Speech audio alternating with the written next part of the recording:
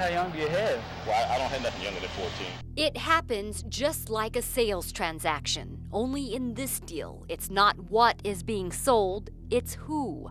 Traffickers are selling women and children for sex and labor.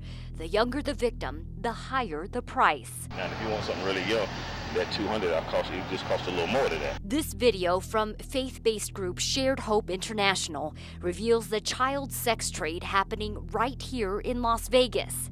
It's happening tonight and every night. It's an underground mafia, and a lot of these girls, they can't get out because they're scared and they know that they'll die. Annie Lobert lived in Vegas's underground sex trade for more than a decade. She admits she came to it by choice. They lured us with their beautiful lifestyles, with the nice cars, the jewelry, you know, the huge loads of cash they had in their wallets. Lobert says the life she got was far from it. Clients would beat us, clients would rape us, clients would try to throw us out windows, they'd put guns to our head. And just because you're in a nice, pretty hotel with lights on it that says it's a nice VIP hotel does not mean that human sex trafficking is not going on, because it absolutely is. Lobert's story might not earn much sympathy. After all, she says she chose to become a prostitute.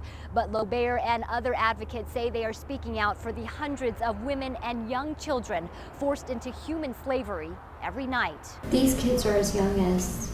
The youngest I've ever worked with was 10.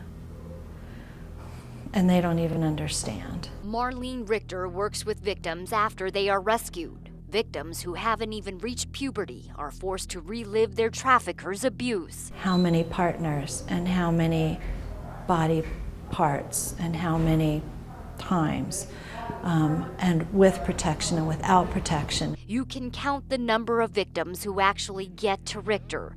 Even fewer traffickers are actually convicted of the crime. And if you don't have the girl testifying, if you don't have the John testifying, aka Trick, or the phone girl that's sending out the girls, you don't have a case. If you're a victim of crime, you are not subject to deportation. One of the barriers anti-trafficking groups are trying to break down is the mistrust of law enforcement, particularly among Asian and Pacific Islanders, the largest group of women trafficked into the U.S., and many speak little or no English. To admit that you're economically vulnerable is not something you want to put out there. Kathleen Berquist created the Asian Pacific American Task Force. We had the China doll raid about 3 years ago, and then we had the Chinese acrobat case. Those are all Chinese and or Korean victims. But in each of these Las Vegas cases, not a single conviction.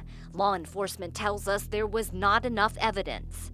Berquist says therein lies the challenge. Victims unwilling to speak up are left at the mercy of their abusers. In order for us to even know she's there, there's got to be a sense in the community that, one, human trafficking exists, and two, what it looks like when you see it, and three, that there are resources. Berquist and Lobert are working with law enforcement to raise awareness. Berquist with her task force and Lobert with her own group called Hookers for Jesus. We all work together. It's the only way it's going to happen.